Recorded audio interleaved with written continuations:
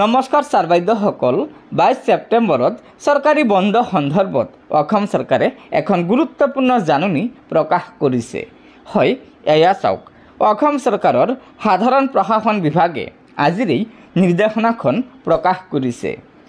এই নিৰ্দেশনাখনৰ জৰিয়তে জনাইছে যে অহা 22 ছেপ্টেম্বৰ 2025 তাৰিখে BTCৰ পৰিষদীয় নিৰ্বাচন আছে আৰু এই BTC পৰিষদীয় নিৰ্বাচন উপলক্ষে অহা 22 ছেপ্টেম্বৰত BTCত বন্ধ ঘোষণা কৰা হৈছে।